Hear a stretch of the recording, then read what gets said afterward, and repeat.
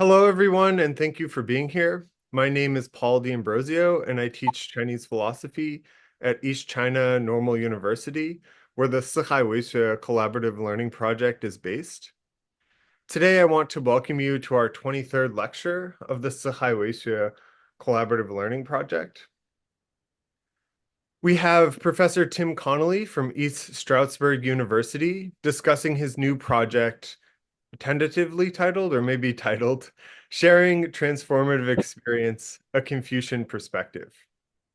Our chair today is Zihan, a PhD student at East China Normal University, and we have four invited discussants, including Professor Leah Kalmanson from the University of North Texas, Professor Jifen from Renmin University, Professor Min Jung Yo from Zhejiang University, and Dr. Gina Lebkuecher from Wuhan University.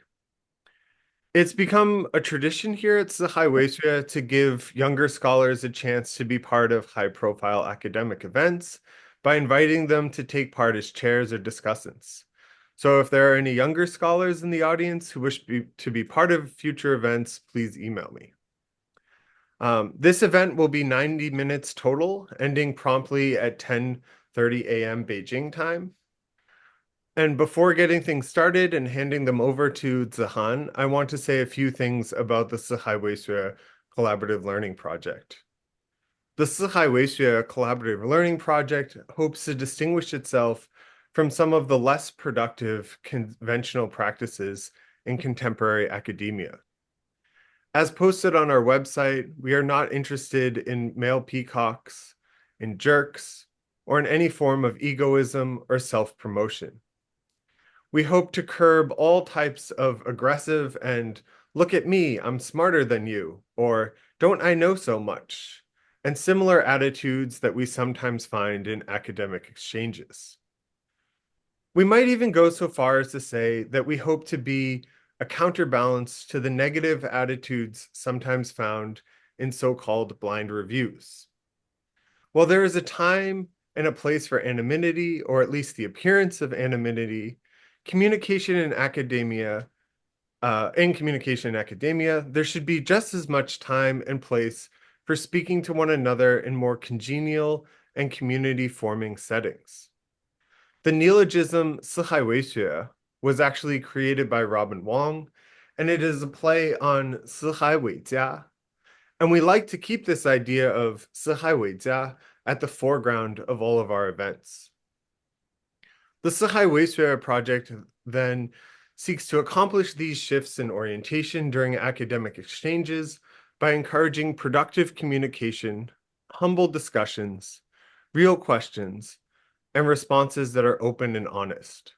We hope to foster environments where people truly learn from and with one another. Before introducing our chair, I want to once again thank all of the discussants and especially Professor Tim Connolly. Whenever you try to do something sort of big like 四海为学 or sometimes small things as well, there are people in the background who sometimes really help a lot and provide a lot of support, even though they don't get acknowledged very often, or they might not appear prominently. So Tim is definitely one of these people.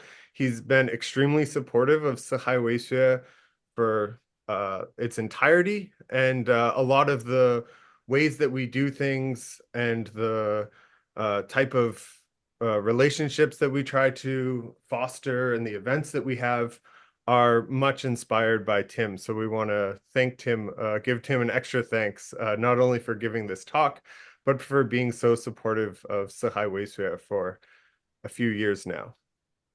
So our chair then is Zihan. Zihan is currently a third-year PhD student in Chinese philosophy in the Department of Philosophy at East China Normal University. Zihan has been working on the philosophy of education for several years, and her research is interdisciplinary, covering philosophy, pedagogy, and psychology. She is interested in the Confucian philosophy of education, philosophy for children, and philosophical pedagogy. She is also working on a thesis titled Wisdom and Virtue Cultivation, a research of Fengxi's philosophy of education. We are very happy to have you here, Zihan. The floor is yours. Okay. Thank you. Thank you very much, Professor Paul, and thank you for giving me this opportunity to chair this Professor Connolly's talk. It's really an honor to me. And I'll just jump to the introduction now. So Dr. Tim Connolly is a professor of philosophy and religion at Stroudsburg University. His research focuses on ethics and agency in classical Chinese traditions, as well as the methodology of cross-cultural philosophy. He's the author of Doing Philosophy Comparatively, which was published in 2015, with a second edition published in 2023, and is soon to release Foundations of Confucian Ethics, Virtues, Rules, and Selves in 2025. Currently, he's working on a project that brings together contemporary discussions of transformative experience with perspectives from classic Chinese texts. So let's please welcome Professor Connolly. All right, thank you so much. And thank you, Paul, for inviting me to give the talk and for organizing this whole session. It truly is an honor to be part of this project. I wanted to share my screen. Let's see if I'm allowed to do that. Okay, I think I can. All right, so I think everybody should be able to see the first slide. All right, just give me a thumbs up, Paul, if you see. All right, very good, thank you. So I did slightly tweak my title to Transformative Experience, a Confucian Perspective. And this is part of a longer project that I'm working on about transformative experience and Chinese philosophy. I have one paper on Zhuangzi and another paper that is also about Confucianism. And this one is the third paper in the series. You will see it's still very much under construction. So I'm looking forward to getting lots of your feedback and comments to help me improve it and make it better.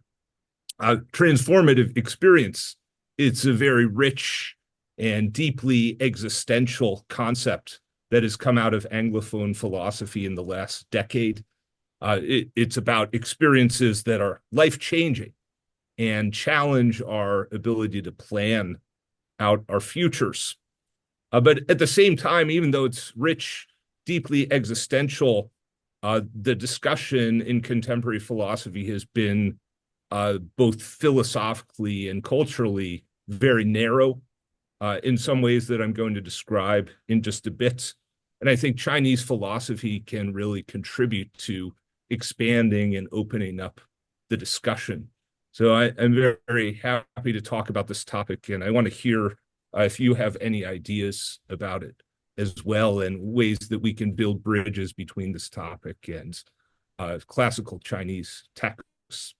Okay, so first half of the paper, I want to look at some features of the contemporary discussion of transformative experience. And then the second half of the paper, the part that is very much still under progress, I want to work at developing a kind of Confucian perspective on transformative experience, which for the most part, the work I've done so far, it's involved setting up a parallel structure of concepts drawn from the Confucian tradition to the structure of concepts that are at stake in the contemporary discussion. Right, so first, what is transformative experience? How is it defined? The classical description of it comes from this book, Transformative Experience by L.A. Paul.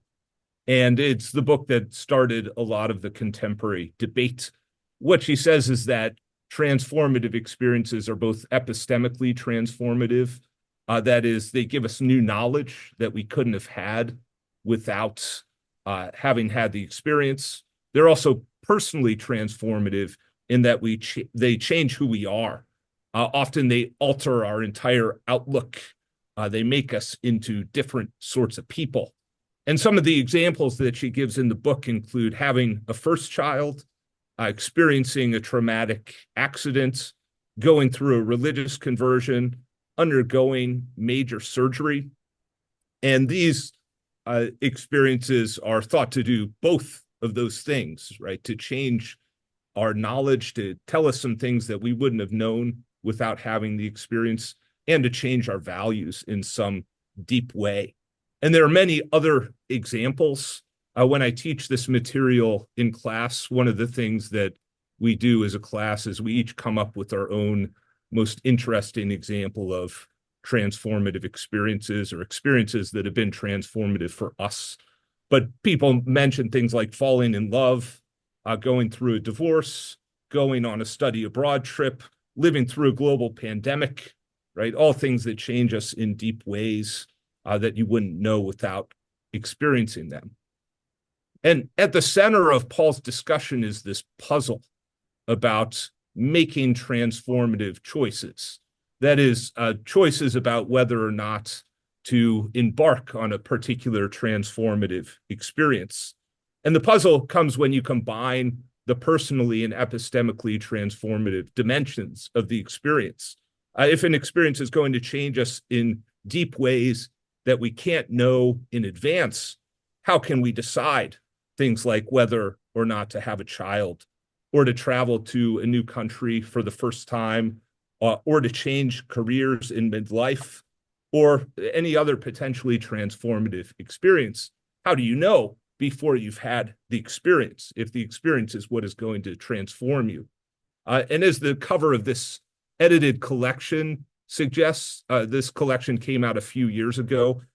Trying to make a transformative decision is a little bit like jumping off a cliff. And maybe the only difference is that, when this person is jumping off a cliff, right, he knows more or less what the water is going to feel like when it hits him, right? Whereas with transformative experience, you really don't know anything about what it's going to feel like. And that's the point of the experience, that it transforms you into a different sort of person. Okay, so Paul's approach to the discussion, to the problem, it revolves around this concept that she calls subjective value.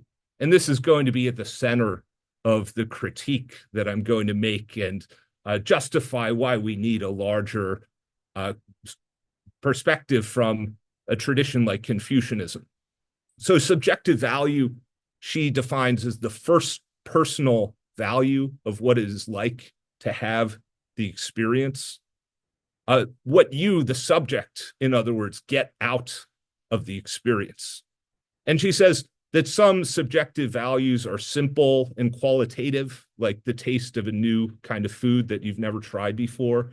Some are more complex, like the value of coming to a new understanding of yourself, who you are, and what your potential is. That is also a kind of subjective value that you could get out of a transformative experience. So it might be things like the value for you of being a new parent, right, or traveling to a new place, or going to grad school, and so on. And she says these are not the only values in a transformative experience, but they are the most central and important values in making transformative decisions. So it's about what you, the subject, get out of the experience. So when you make a transformative decision, you're supposed to do something like this. And I'm curious to know what your thoughts are about this process. Does anybody ever actually undergo this process when they make big life choices? So first, you run a mental simulation of what each possible outcome would be like for you. You envision the you, say, that has had a child, what that you will be like in 5 years, and then you compare it to another mental simulation of the you who hasn't had a child. And then what you're supposed to do is assign an overall subjective value to each of the outcomes. And Paul thinks like this step is especially difficult because we can't know the subjective value in advance very well. And this is a big part of the debate, in fact, about whether the second step is possible. But then you're supposed to choose the outcome that has the highest overall subjective value, right? So first run the simulation of the possible use that will result from the experience. Then based on the simulation, assign an overall value to each outcome, then finally pick the one with the highest value and choose accordingly. So that's her short approach to making transformative decisions, right? Why does subjective value matter? From looking through her book, I can find 3 kinds of reasons that she says for why we should care about subjective value, the value of us for the experience, as opposed to any other sorts of values. So first, she says, transformative choices involve your own subjective future. You're the one who will be living your life in the months or years from now after the transformative experience has occurred. You are the one who will bear the costs and benefits of the decision, the responsibilities, and so on. So you're the one who will reap the reward or carry the costs of the choice. So therefore, like, what else should matter besides the value that you get out of the experience, right? It will be you there in the future. So that's one reason. It's your future, therefore, you need to think about it for yourself and what you will get out of it. A second reason is that people respond to transformative experiences in different ways. And there's no other way besides assessing the subjective value, the value of the experience for you, to decide what the experience will mean for you to have that experience. And it's like you can try going to other people for advice, she says. You can try to listen to others. You can ask people about whether you should have a child or study abroad. But what she says is you can't know whether they are like you in the relevant ways, or whether you are like them in the relevant ways that led them to give you a particular piece of advice about the experience. So you might respond to the experience in totally different ways than someone else. So you have to consider its value for you, because different transformative experiences affect people in different ways. And this is what some of the other literature, apart from Paul, says about transformative experience. It's that even whether an experience itself transforms somebody, it is a subjective thing. So the same kind of experience could lead people to respond in totally different ways, or it could lead some people to change their values in a deep way. On other people, it could have no effect. So the only way to assess the outcome is to think about, well, what knowing myself and what kind of person I am, how am I likely to respond to the experience? Right. And then lastly, she says, in contemporary Western societies, she is sort of open about acknowledging this feature of her discussion. In contemporary Western societies, there's an emphasis on values like what she calls rational authenticity and self-authorship. If you don't decide in a way that is true to your own values, in a way that makes you the creator of your own kind of life through your own choices, you are somehow guilty of being inauthentic. And she asks us at one point in the book to imagine someone named Sally. And Sally wants to have a child, but she reads all of the available literature on whether or not children make you happier. And the available data says that maybe you're less likely to be happy if you have a child. So even though she wants to have a child, she decides not to have one just based on her reading of this literature. And what Paul says is most people in Western affluent societies would consider that a bizarre way to make a transformative choice, because it leaves out your own preferences. So she says it's just a deep cultural value. And then there's some other literature on transformative experience that talks about the importance of self-authorship, including a paper recently about whether it's okay to give people advice, not to take other people's advice, but it's okay for you yourself to give someone advice about their transformative experiences. And the author's position in the paper is that it's not all right to try to rationally persuade somebody, to go travel to a new country, or not to have a child, right? Or to change their careers, because it's important that they become the author of their own destiny. So even if you're meddling in their choices, you have committed some sort of violation of what the author calls their revelatory autonomy, their right to experience the revelation of transformative experience for themselves, right? Without you butting in and telling them like whether they should have the experience or not have the experience. Okay, so in this discussion of transformative experience, like subjective value is right at the center of everything. And I wanted to talk for just a minute about whether subjective value is all that matters in assessing a transformative experience. And in the longer paper, I have much more material about this, but I wanted to just show you the results of this one study that was done by a pair of scholars named Reuter and Messerly in their paper called Transformative Decisions. And what they did is they gave one group of participants various transformative experiences. They gave them a list, and they asked them to give them which criteria the participants were thought were relevant in making the transformative choice. And they came up with a set of factors that people relied on, apparently. And then they asked another group of participants to rank the criteria. And this is the result they had for the decision to become a parent. They found that people mentioned a different set of factors. And one of them, the experiential value, which matches what Paul calls subjective value, that one came in fourth on the list, not too far behind the other ones, but still it was just one factor among others. And something like discussion with one's partner came first on the list.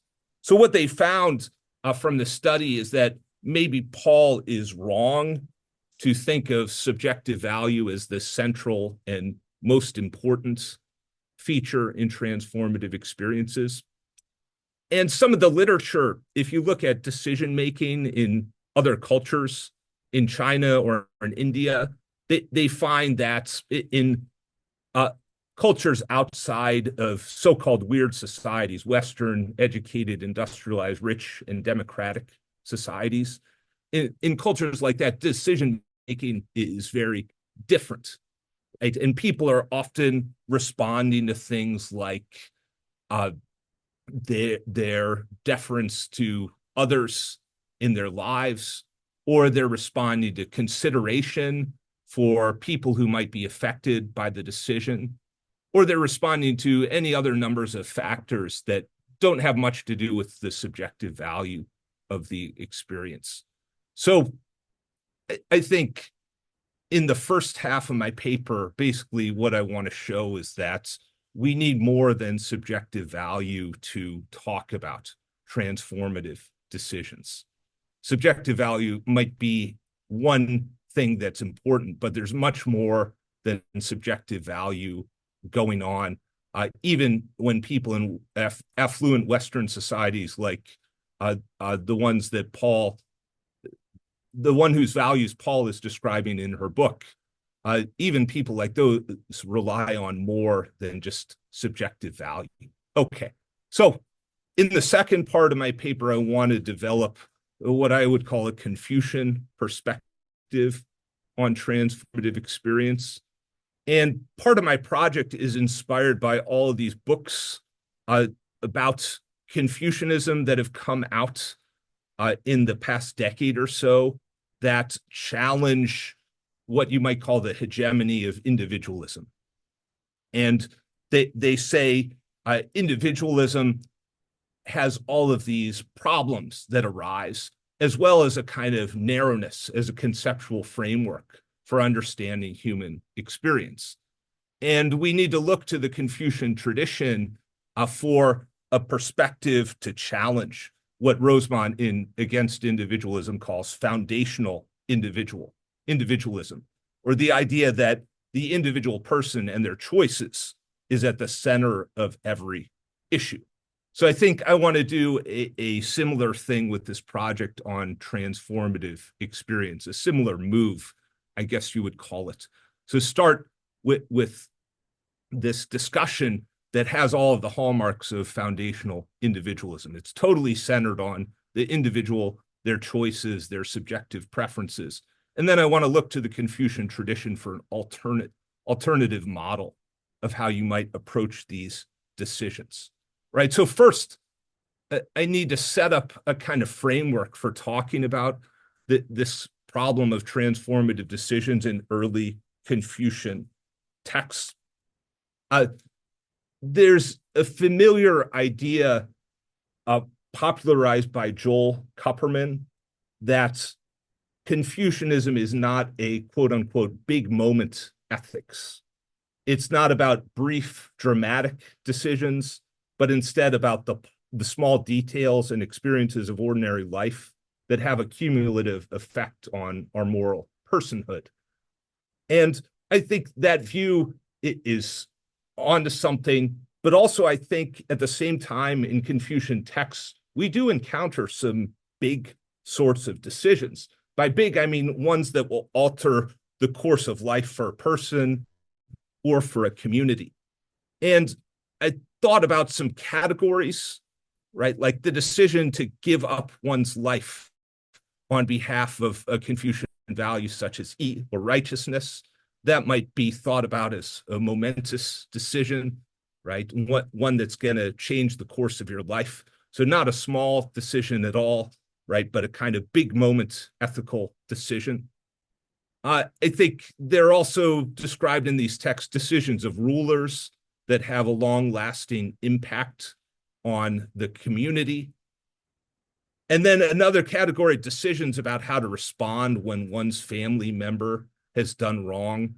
Over the course of the last week, Mercedes Velmisa and I were emailing about, could we create a taxonomy of all the types of big decisions that happen in early Confucian texts? There are also some sorts of big decisions that have to do with where should you live, right? Or who should you make friends with, ones that might affect your chances at self-cultivation. So I determined from our discussion, I think there's a whole separate paper to be written just about big decisions in these early Confucian texts that would involve categorizing the kinds of decisions that are relevant. And it would complement the picture that I think is already there of Confucianism as kind of an ethics of small details and cumulative decisions. Okay, now I don't want to say that these big decisions are the same as Paul's transformative choices. So I'm not making that claim, but all I'm saying is that there is a kind of counter concept in the early Confucian texts to these transformative choices. And I want to use it as a starting point for comparison. So I don't want to say transformative decisions because I think they're different in some crucial ways. But still, I would call them big decisions. And I would say in some ways, they overlap with what Paul's calling transformative decisions. So my question is, what are the most important features of early Confucian big decisions? What things are going on in the text, right? Now, most accounts of early Confucian agency emphasize that it is more relational than contemporary Western accounts of agency. That it says both our identity and our personal developments cannot be understood apart from our family and social relationships, right? So how does this sort of framework, a relational picture of agency, affect transformative decision-making or just big decision-making. So I want to talk about three features, and I'm pretty sure these features track something about what's going on in Confucian texts. I'd be interested to see if you think I left something out. And then my challenge that I see with this paper is I really just need to develop the discussion of each one quite a bit more. So the first feature I see is a pretty straightforward one, that the decisions are framed by roles, or the people making the big decisions are often people acting within particular family or particularly social roles. And there's an importance of living up to the expectations that come with the roles, right? Something that's expressed in Confucius's dictum in the Analects, that rulers are supposed to act like rulers and ministers are supposed to act like ministers, fathers like fathers, sons like sons. But then there's cases where it's not obvious it's not obvious what to do within the role that you're situated in. Like for instance, there's this one text in the Mengzi where someone asked Mengzi, why did Shun get married without telling his parents? And Mengzi's answer is something like, if he did, they wouldn't have allowed him to marry, so he couldn't have had any posterity then, and that would have been betraying his parents. So he lied to his parents in order to carry out his filial duty at some deeper level, right? But I think the fact that the difficult cases are discussed, they show like these are kind of important decisions, right? In her book on transformative experience, Paul has a discussion of marriage, and it's all from the perspective of what is the subjective value that you get out of marriage, or your partner will get out of marriage. So I think in the Confucian texts, by contrast, it's like something about the roles that are involved that is so important. And then they allow for quan, or discretion, in cases of conflict. And when I was thinking about this issue of roles, I thought of some insights from the Confucian role ethical framework that I think are important for capturing the magnitude of this feature of early Confucian big decision-making. The first one is that roles form a crucial part of our identity. Our uniqueness comes not just from our preferences or something like that, but it comes from the overlapping configuration of roles that makes us who we are. I thought that's an interesting idea to compare to this literature that is based on personal preference. How can you make any big decisions without taking into account your roles? Also, the other feature that I thought of is how they emphasize role-based agency as a kind of bottom-up agency rather than a top-down agency. So our work within roles, our living our life through roles, it's worked out not so much by following abstract or pre-written guidelines, but instead by learning how to respond appropriately to the situation. So it's not like just playing a role where the behavior is sort of automatic and already set out in front of you. But in fact, there's a lot of room for individual agency with regard to these roles, with figuring out like how to play your role in the right way, given the situation in front of you. Okay, so that's the first component I think we would almost certainly have to talk about for a Confucian perspective on big decision-making. The second one is, I think, decisions are in some crucial sense shared in many of these texts, all right? And I'm not sure shared how, like exactly how to describe this kind of sharing that's going on. But you see that the early Confucian thinkers develop a rich language for the sort of give and take that goes on with the sort of shared deliberation process. So for instance, in this chapter on how to be a minister, Xunzi describes a rich array of options for dealing with a ruler who is going astray, right? You can remonstrate, you can contest, you can guide, you can restrain, and he has technical definitions of like each way of countering this ruler who is in the process of going wrong. And then he says the enlightened ruler is fond of having people collaborate with him. The benighted ruler is fond of ruling alone. The enlightened ruler honors the worthy, employs the capable, celebrates their magnificence. So I think even within this hierarchy, where there are people who are higher and lower, there's still this language of a kind of shared deliberation. Whereas in the contemporary discussion, there's not really anything at all about shared deliberation. One place I found that talks about this model of shared decision-making is in some of the literature on Confucian bioethics.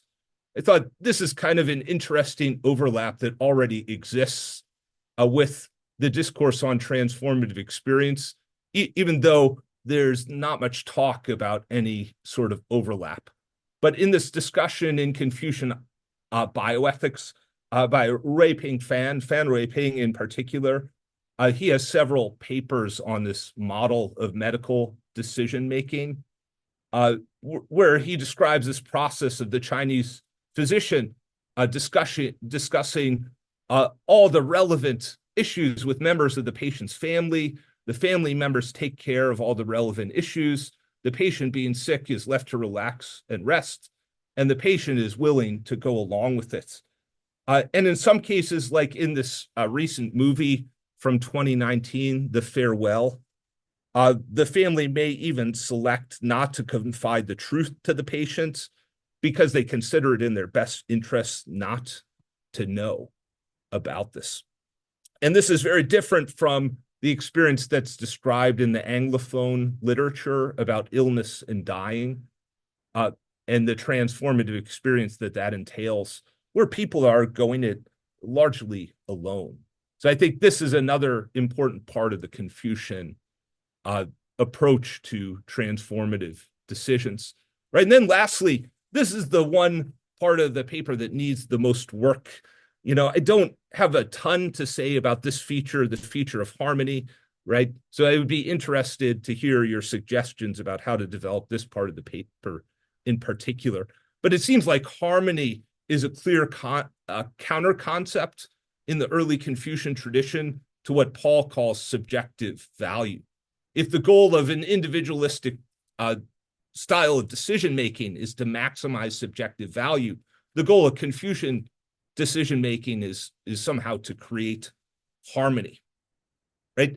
And one of the ideas that I'm taken with from this discussion of harmony is the idea that Li Chenyang talks about in his book, where he says, difference and creative tension are inherent to harmony. Through balancing and mutual transformation, each ingredient realizes its full potential in a harmonious whole.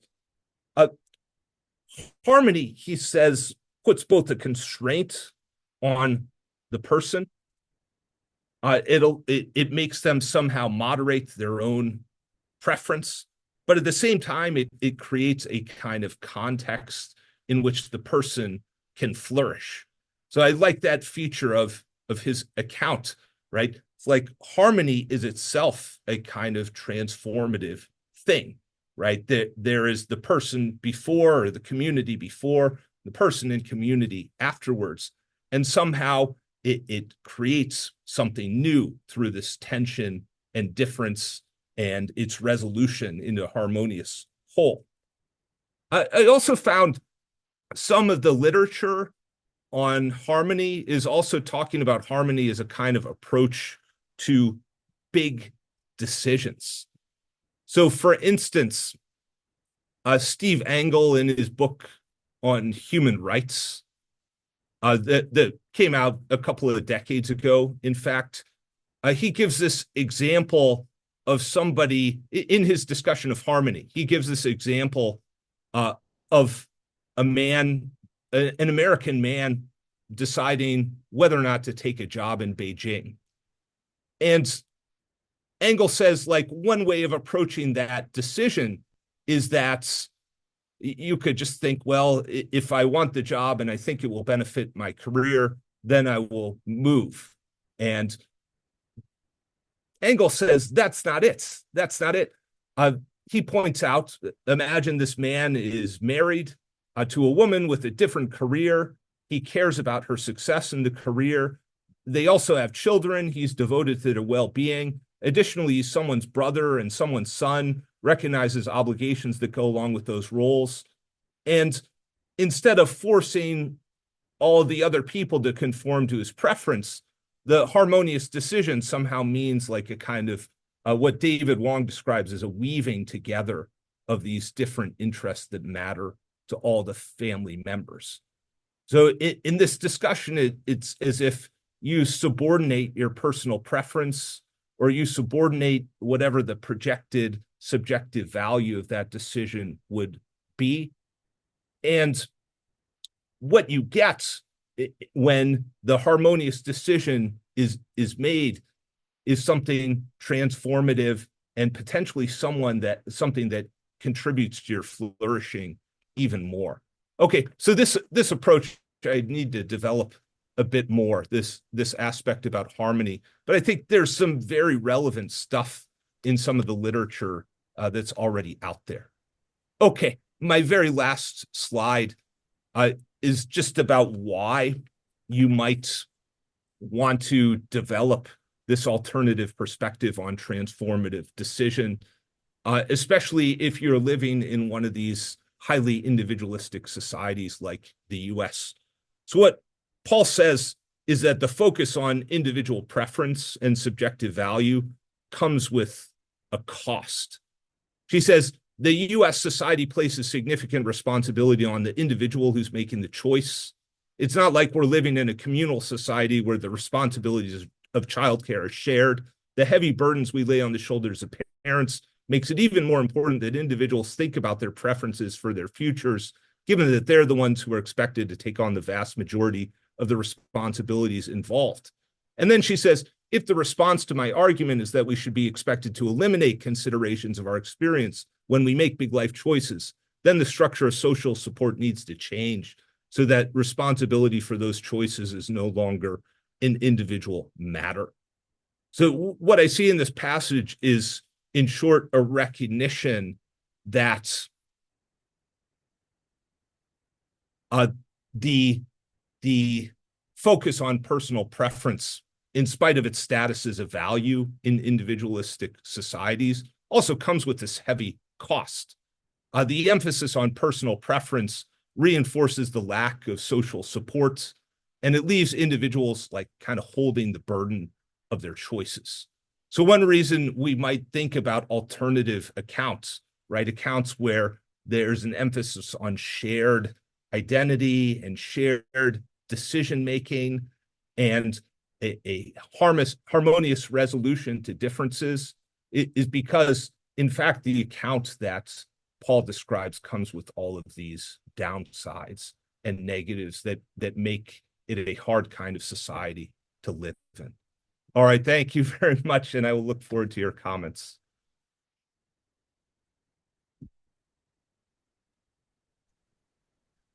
Okay, thank you, Professor Connolly. I think it's really wonderful and inspiring talk. And let's move on to our discussion part. As Paul mentioned before, we have 4 commentators to comment or ask questions.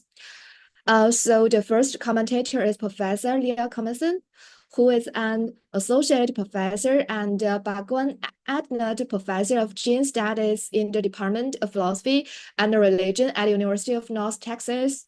She received her PhD in philosophy from the University of Hawaii at Manova.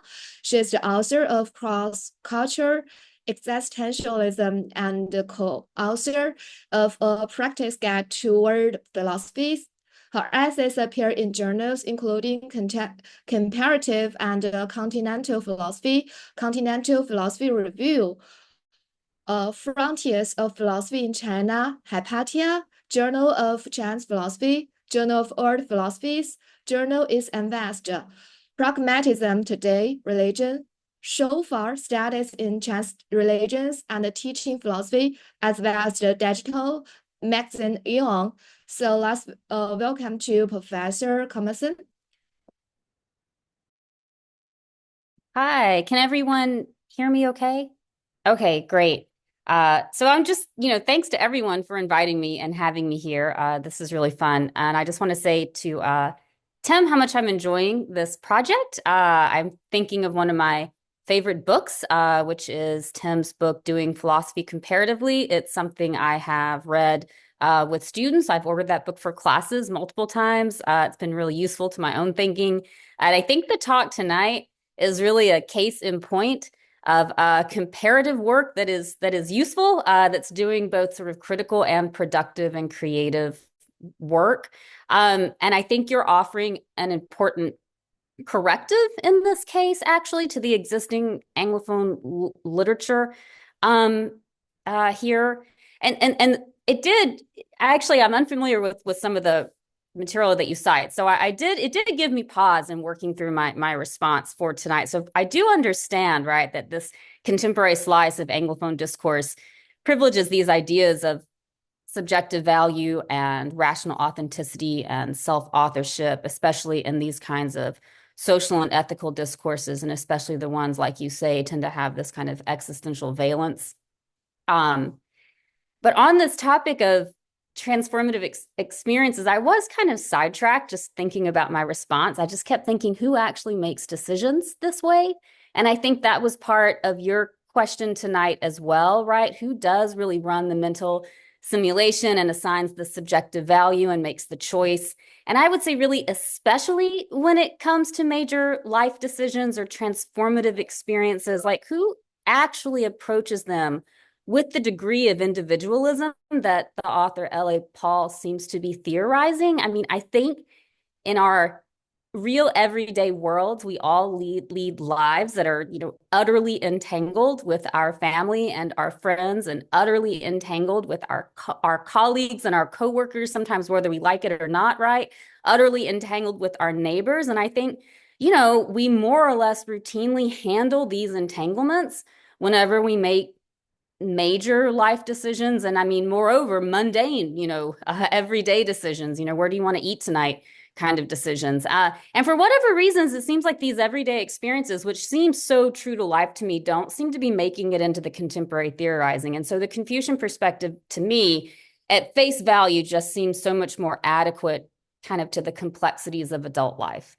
And Tim, I think you very clearly bring that out, especially in kind of the three points that you worked through with the Confucian material. So that's all to say, I really appreciate that the focus of this colloquium series is about not being overly combative in our critique. So I don't want to be the one who's suggesting more combat, but my sort of first very simple question is, I just wonder if maybe you're not more frustrated than you very graciously led on, like if you're not a little more frustrated with the state of current Anglophone scholarship here.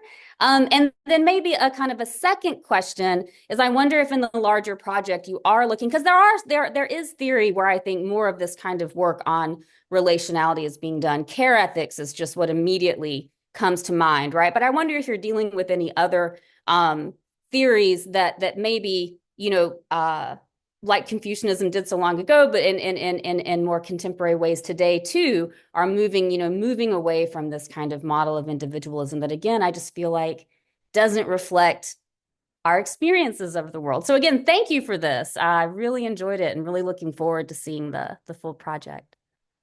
All right, thank you. Thank you. Yeah, I appreciate those comments quite a lot. Yeah, I think it is frustrating, right? I think you described it very well. I like the phrase utterly entangled, right? Like so entangled we can't help it, right? So sometimes, having been at my university for a long time, almost 2 decades now. I feel like I can never leave, right? Because I'm so utterly entangled, right? So the thought that I would make a decision on my own, right? Like purely on my own, just consulting my subjective preference. Yeah, I think it's a very strange thought. Yeah, and I think the other traditions you mentioned, like care ethics, in contemporary ethical theory, I think these are important too, right? I think it's worth an all-out kind of assault on this discourse of transformative experience, right? But with that said, I think there's something very engaging about the work by L.A. Paul, right? I think there's something it does capture, right? Like I couldn't imagine leaving subjective preference entirely out of the picture, right? So I think it does capture an important feature of decision making. Like if somebody were to tell me your subjective preference counts for nothing, right? Or the subjective value you get out of it counts for nothing, I would think that's bad, right? So I would think like the hope is that we get a fuller picture. There's a paper I really like on transformative experience. It's called Expanding Transformative Experience that talks about, how to make it a richer, more interesting category that fits the experience of more of the world's population, right? And even in the societies in which the Anglophone discourse is taking place, right? It doesn't fit a lot of people's experience of transformative decision making. So I think there's something there about subjective preference, but we need to expand it way beyond where it currently is. Yeah, but thank you so much for those comments. I truly appreciate them.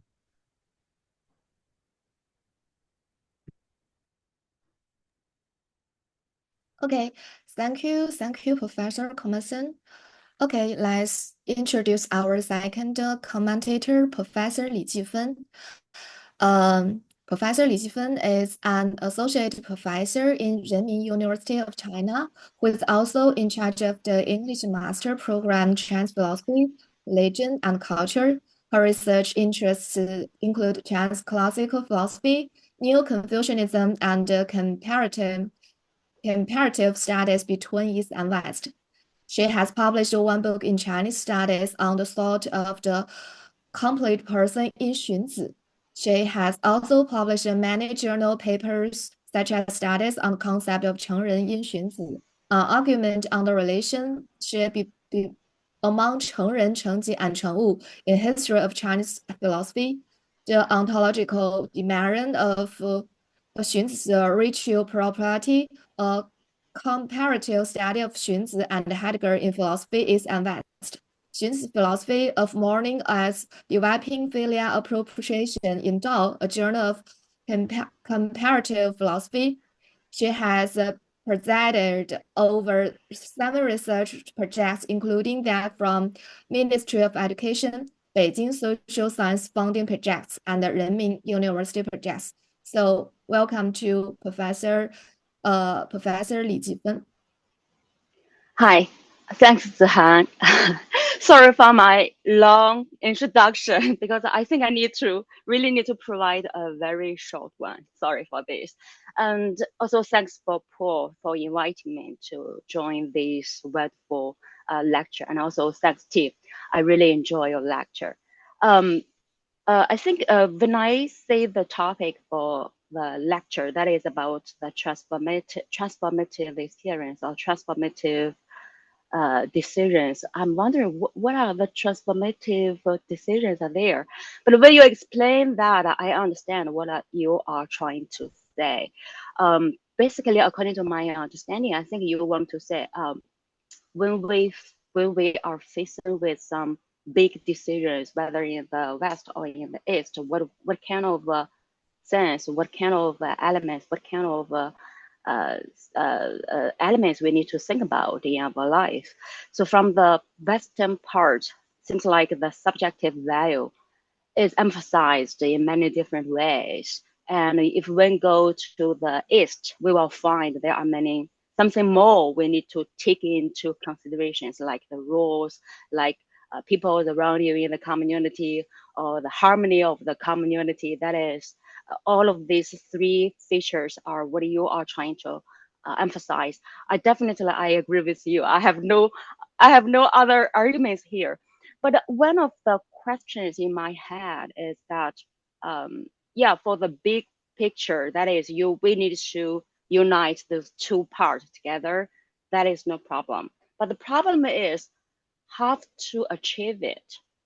I mean, yeah, from the subjective value, we go further to add something more there.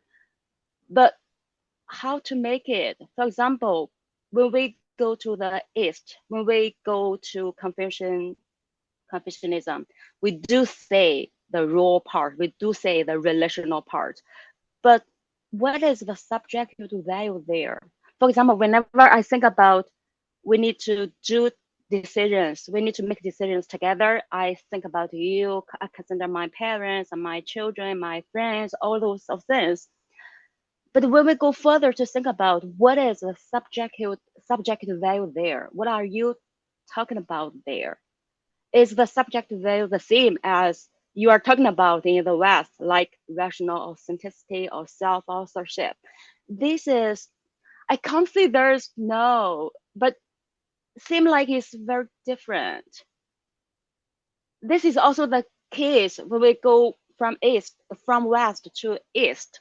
So when we say, oh, we need to expand our considerations, not only focus on subject value, but is that possible for us to expand that?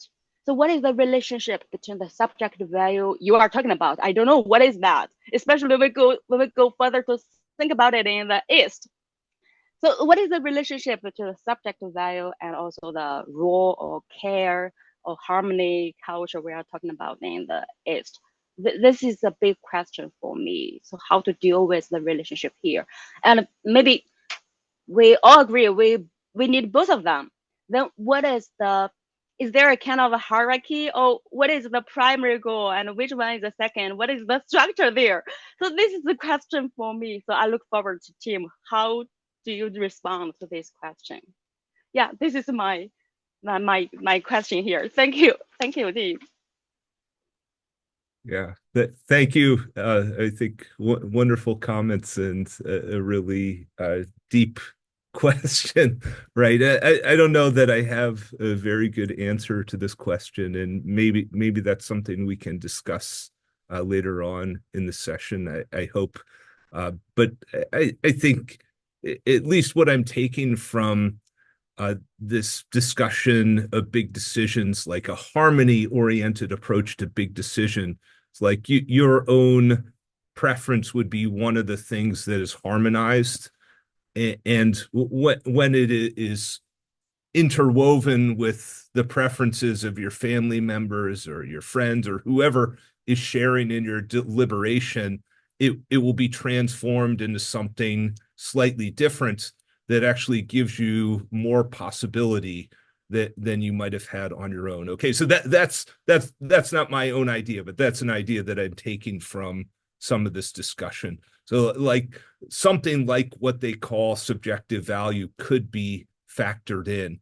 But I think you're right. It's just a totally different framework for thinking about these decisions. And maybe the direction I want to go with this paper is just contrast, right? Like just there's some value to be gained, like just by comparing and contrasting them, right? There's some sort of perspective that we get on the range of possibility. So if I can just set up the right sort of contrast, right? Just the right sort of description of how this model is different from the one in the Anglophone discussion, I will feel like happy with the project, right? Just getting a clear description, right? I think would be valuable, right? And then people who are better than me at the creative part of this, right, can figure out like where to go from there, right? Yeah, but thanks again for that question. I think that's such an awesome question. Yeah, I have to think about that much more.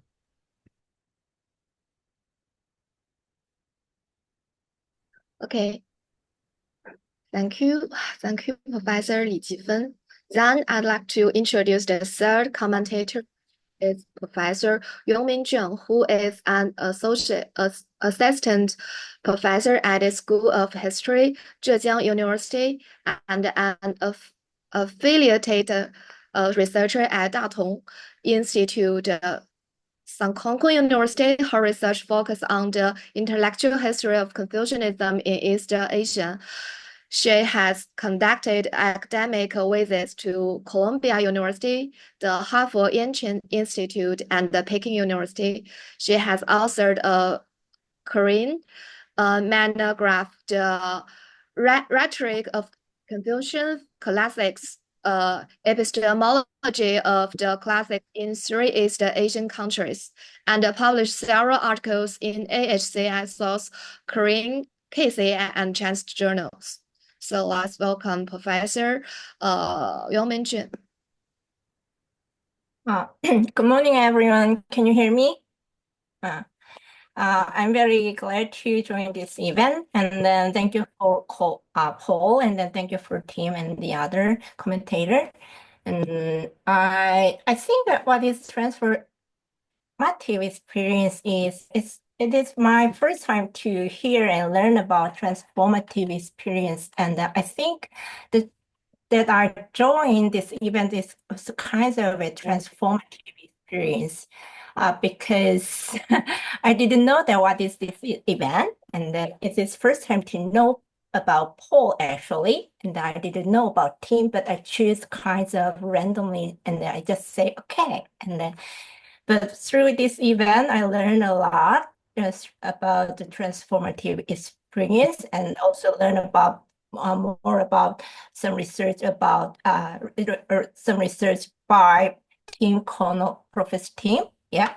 And then thanks for anyhow, yeah, this event. And then the other commentator also already gave some kinds of good question, but I have some kinds of the other question about this project or paper. And the first question is about when I read the paper of transformative experience, I also think of another paper about rational elephant and emotional tail, or emotional elephant and rational tail maybe, which means about we make a decision rationally, but it's not real rational decision. It's kinds of emotional decision. I think I try to think or try to figure out some kinds of national reason or evidence or some kinds of reason. So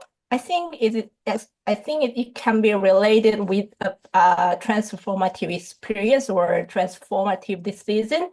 So my question is that I think it is also related with about the Confucian concept, especially Neo-Confucian, also emphasize some kinds of emotional values or emotional decision, such as sin, heart, mind, and also we can talk about Yang Xue, a school of Yang. So I have a kind of a small question that Tim, in your project, you have kinds of another plan for working on how Neo-Confucianism can be connected with this transformative experience or this kinds of philosophical concept. And then I also want to write another paper, like I'm working on Confucianism especially in South Korea because I'm South Korean. So if I can write another paper related with this topic in how it can be read or interpreted in Chosa or so not as Korean Confucianism context, so it will be also very good. And then the other question is that I really agree and I really enjoy the reading of your point, emphasizing harmonious. And then I think you also mentioned about in your paper 和而不同 kinds of a balancing between you and I. And then I think, but I have another question is that I think subjective value or subjective decision is also related. We can be related with decision for myself or decision for me, but especially in our stereotype, in our normal concept, Confucianism emphasizes decision for ourselves, what I read in the paper. But I think in my own experience or in my own reading or in my own view, I think Confucianism decision or Confucianist decision also connected. We can be connected with decision for myself, not decision for ourselves or decision for the other. Like for instance, in the analytics, they Confucius also emphasized the way we need to study not for the other. We need to study. We should study by ourselves. So I think even though Confucianists think we think that Confucianism make a decision for the other or for ourselves, but actually it is based on for myself. I need first my satisfied my decision first, and then if the decision for ourselves work well or work well for me, it could be a good decision. It's kind of my view on how do Confucian or especially Neo-Confucian think make a good decision. So I also want to hear about your opinion.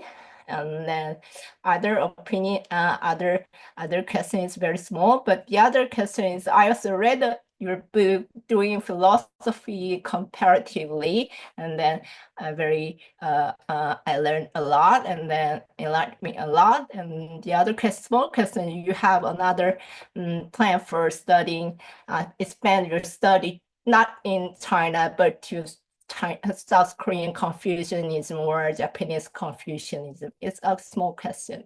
Thank you for your listening. Yeah, wow. A lot to think about. And I really appreciate the range of these questions. And I don't think I can answer them all, right? Just because I want to think about them much more.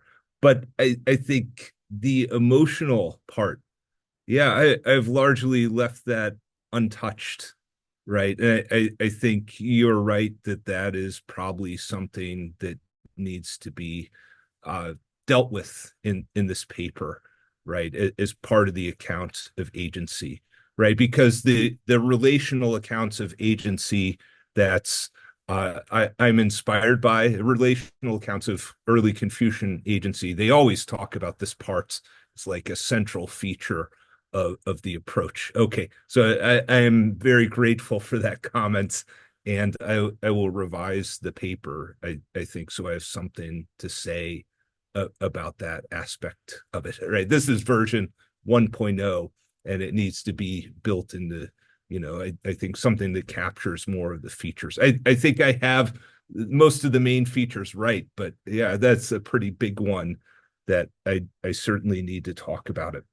With other traditions, Neo-Confucianism and Confucianism in Korea, I would think like this topic, transformative experience, this is something that you can build all sorts of connections with.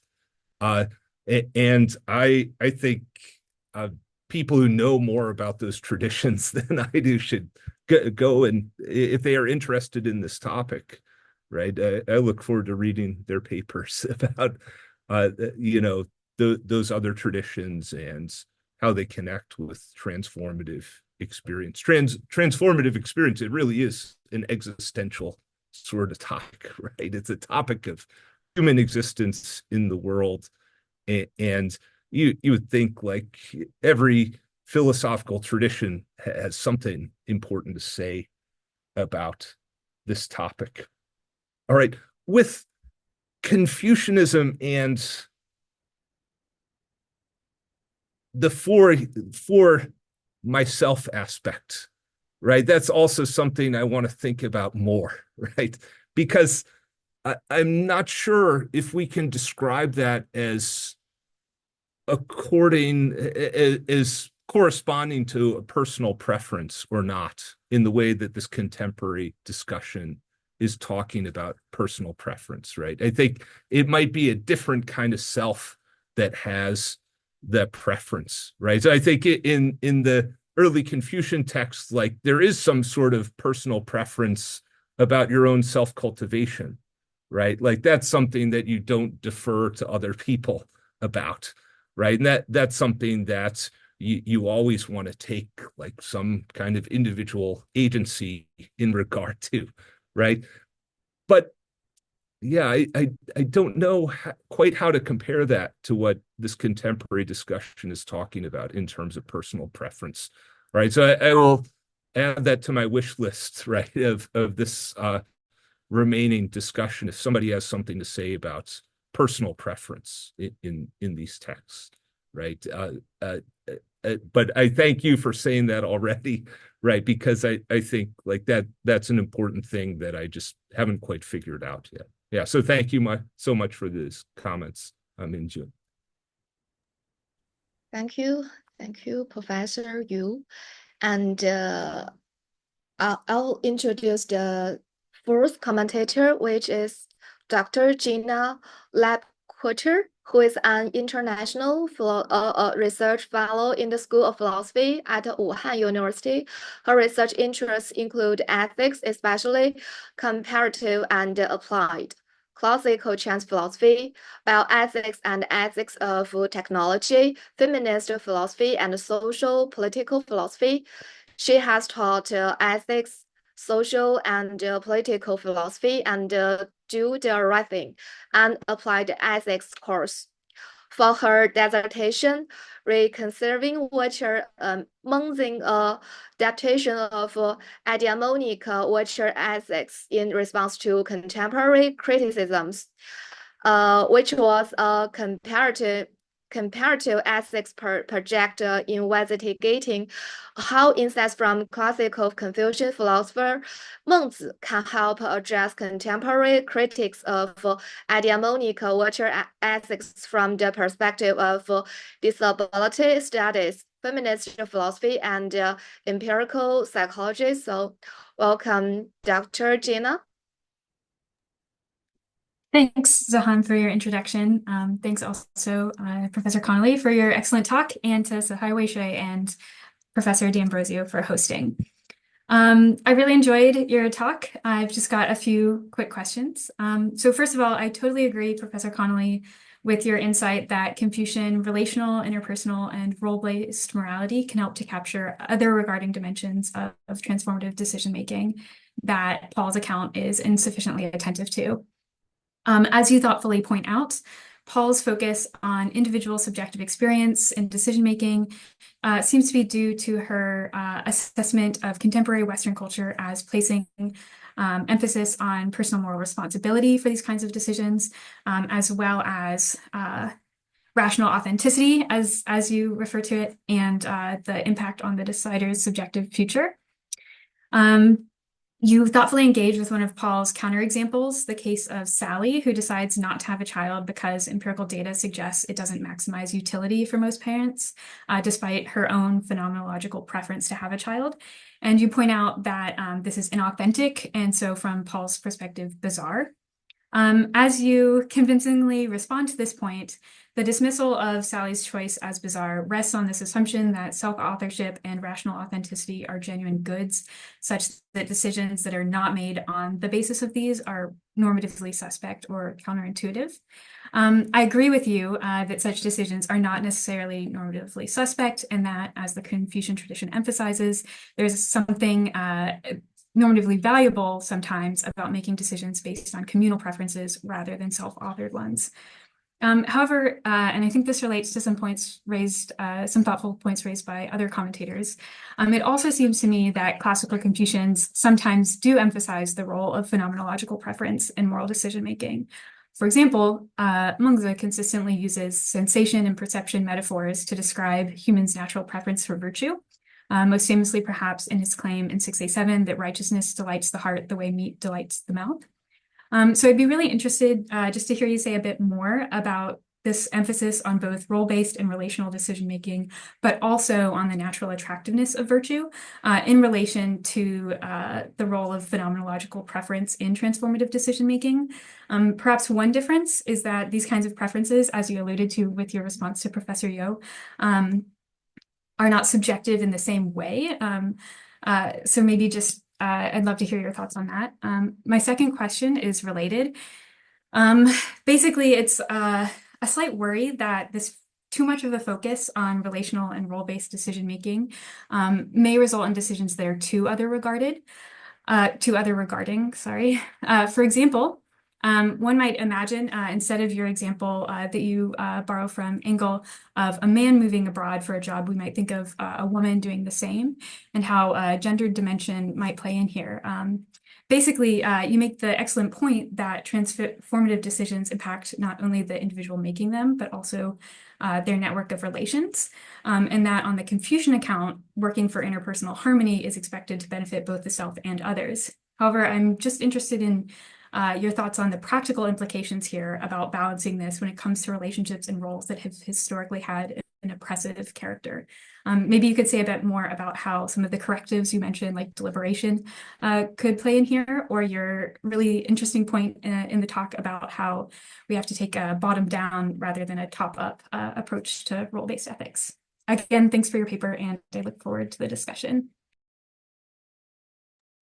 Yeah, well, another great set of comments and questions, and with the preference issue, yeah, this helps me pinpoint a little bit more my discomfort with talking about Mengzian preferences and personal contemporary Westerner personal preferences in the same kind of light, because the Western ones are individualized, right? And they're unique to each person, and they say something about, like how I'm different from other people. So they're always emphasizing like differences, right?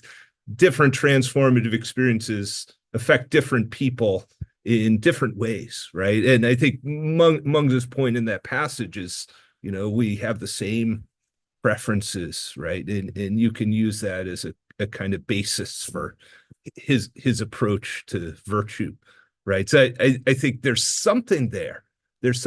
But what I'm thinking about is like an individualized preference, right? A unique subjective preference, right? I think maybe there are unique places that people are at in their self-cultivation, right? And there are unique character flaws that people have, or character traits, strengths that people have. So there's some sort of uniqueness in these texts, but unique preferences, yeah, I'm just not sure. Okay, with the other comments, yeah, I think you're absolutely right to bring this up, right? It could be like too much of a corrective, right? The focus on harmonious decision making, right? Especially when we consider history, right, and inequality and its legacy and things like that. Yeah, so absolutely, I take this example, from Steve Engel, just as a kind of starting point for thinking about harmony. But yeah, I will definitely have to add some discussion of this point, right? I think the point of this sort of comparison isn't to pick a winner, but part of the method of like descriptive contrast is you see some of these finer points of like this might be, overall a really interesting view, but it's going to leave you with certain problems that we need to somehow think about how to avoid these problems. Yeah, so I definitely want to include this aspect, I think, in the next version of my paper. Yeah, but thank you so much for these comments. I really, truly, deeply appreciate them. Thank you. Okay, thank you very much for this exchange. Before we conclude, we still have a little time, so we could open the floor for questions. So, if you have any queries for Dr. Connolly, please raise your hand and unmute yourself. Does anyone have question?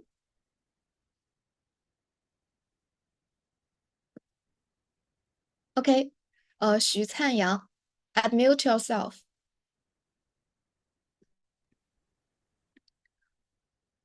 Oh, okay. Thank you, Zihan. Thank you, Professor. I have a question. You just mentioned 荀子 when you explain sharing decision.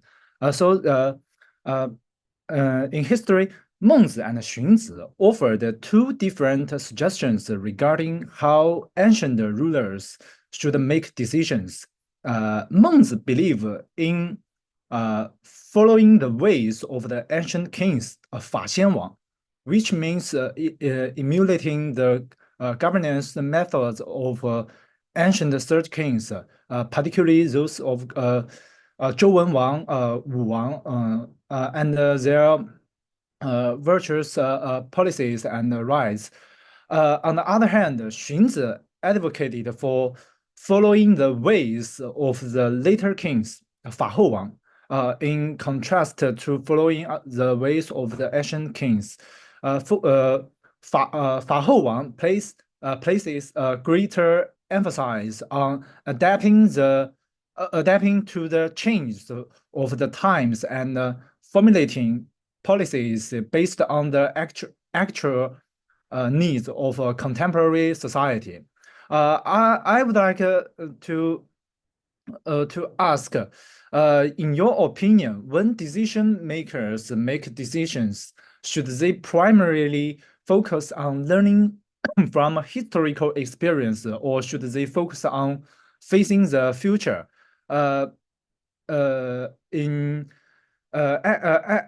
Actually,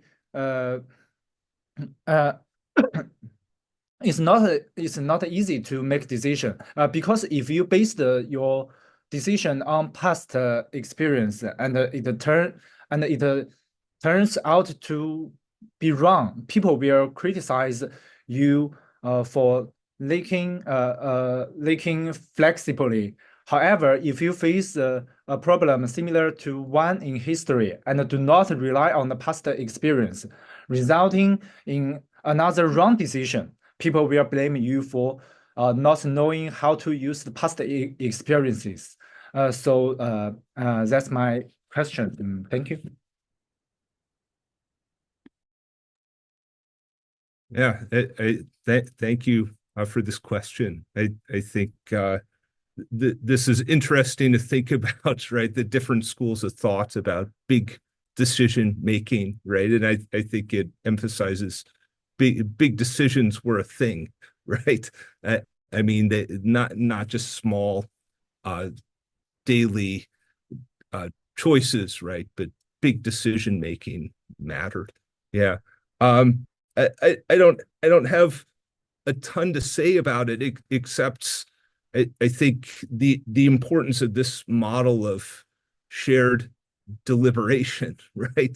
It's like there's a kind of process for getting feedback, right? And getting advice, right? And also different ways of like pushing your case, right? I would say like this is in part an answer to Gina's question too, right?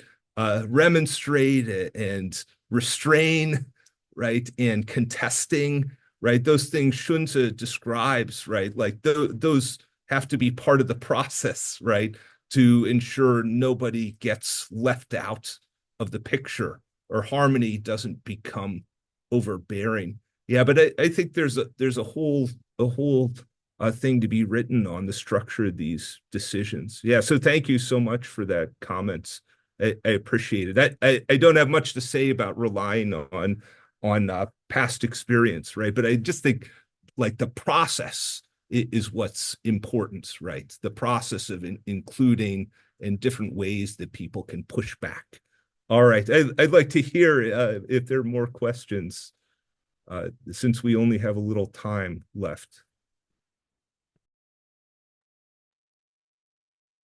I think I see Mercedes. Yes, hi. So I have a couple comments. One is on transformative experience in the original model by Paul. So one important central feature is that we can never know how it will feel, right? And that unknowability is what makes the puzzle, right? It isn't rational to choose since something like that, since we don't know whether it's going to be aligned with our current values and so on and so forth. And that's why I think Paul's paradigmatic illustration is like becoming a vampire. Would you choose to become a vampire, right? That's something that no human could ever know what it feels like, right? Because it's not even real. You could only know by reading the literature on vampires, right? And how, like deducting from there what it would be to be a vampire. But there is no real human with that experience, right, of being a vampire. And I think so in that volume that you mentioned with a bunch of essays on transformative experience, there is this one chapter on imagination. And there are a couple more chapters that challenge that idea that we can not know at all what it will be like. Who will we become on the other side of the experience? Whether it is because of we can imagine or co-imagine along with others, right? This important factor of intersubjectivity and sharing, right, and learning from others. And I think that's something that might be worth exploring in the context of transformative decisions or experience in the Chinese context, in which we learn with others and we learn from others, right, along with others.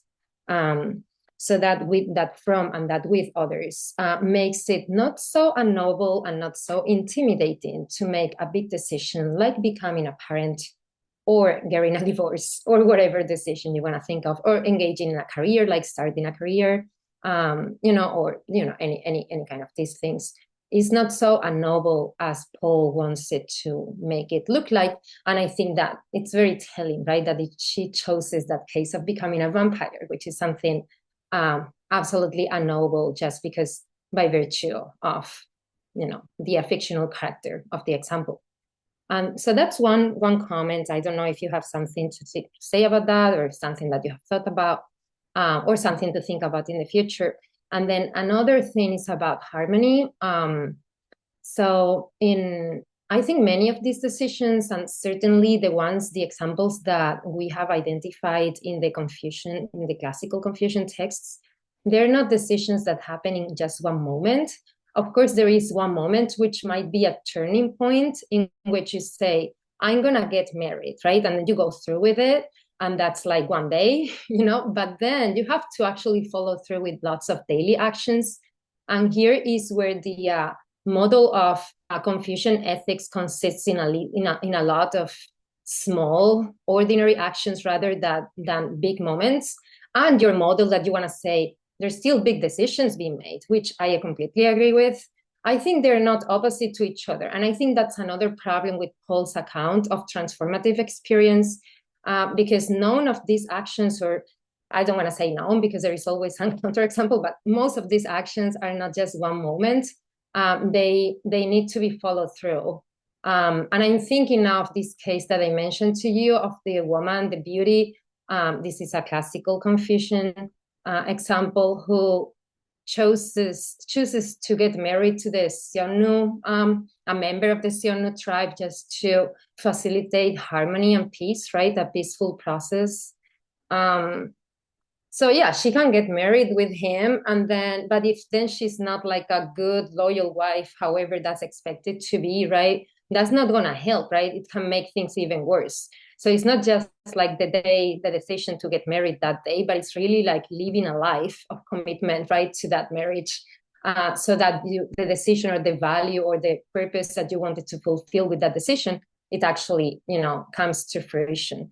And I'm mentioning this also because, with harmony, I think it's better to think about it not as a noun, but as a verb, like a harmonization process, right? It's always harmonizing. It's a process, and it there is never an ideal state that has been reached. So it's something that is constantly being done, right? And the transformation is ongoing. It doesn't happen just at once. And also that, and I will shut up because I'm talking too much, that I think that helps me address the issues of like gender roles and inequities that Gina has mentioned and that are very important, because harmonization is not in the Chinese, in like, for example, Li Chengyan's conception, is not about, I adapt or I accommodate to a pre-existing order that I have to abide by so that I won't create any nuisance or any chaos, right? It's not about that. It's about I am an actor as much as you are an actor, and we have to be mutually transformative and become together. So it's not about a woman following a gender role that is harmful and that she disagrees with, but it's more about acting together so that there is a harmony and everyone is kind of happy, satisfied, or flourishing with this co-acting, right? With this becoming together. And that is something that has to be ongoing, right? And there is like, it's a dynamic process, right? So yeah, I think, I don't know, I think that illuminates something. I'm not so sure what. I think it also illuminates a bit the issue of personal preferences versus, or subjective value and personal preference versus this more like other related concerns. I wouldn't say that the Chinese account is or is not individualistic. It's like, it's beyond that notion or pre that notion. It's the idea that the subjective value that I will get is inevitably or it's going to be inextricably associated with the well-being of others, right? So I will not have a good experience and a good unless like the others in my context are harmonizing with me in a way in which this is also benefiting them somehow, right? So they are not opposite to each other, but actually they're like mutually dependent, right? That's it. Yeah, I think harmony is a process, and also there are degrees of lesser and greater, right? So like something can become more harmonized over time, right, or more corrected. Yeah, so I think that's an interesting idea, like a complement to the focus on big decisions. Is like really they have the appearance of big decisions, but it's an ongoing sort of thing. Yeah, I like the comment about imagination too, right? It's like in that book that you mentioned, it's like, are we really stuck in our own imaginations, right? Like that's all we have to go on. No, I mean, like just as good as your imagination is talking to people who have been through the experience and who are in some relevant ways like you, right? And you don't have to purely rely on your own imagination. So I think that's a brilliant connection, and I'm going to try to follow up on that, right? Like we don't just need to use our imaginations to model transformative choices. Like why engage in all this complicated discourse about imaginative scaffolding, right? Like building your imagination up so you can envision a future in which you've done such and such a thing, right? And just ask somebody, right? Or just phone a friend, right? And ask them about it. So I think that's right on. Yeah. Okay. Thank you. And I think time run out, so we have to finish the conference. And thank you, Professor Connolly, gave us a wonderful talk. This was a great session. And I also like to thank Professor Kalmanson, Professor Jifen, Professor Yu, and Professor Lebkuecher for facilitating such a great discussion. So thank you. And thank you, Professor Paul, hosting the lecture. And I think, see you, professors, and thank you so much. All right, thanks thank you for everyone for the sharing. great feedback. I appreciate it. Thanks, everyone. Paul. Thank you.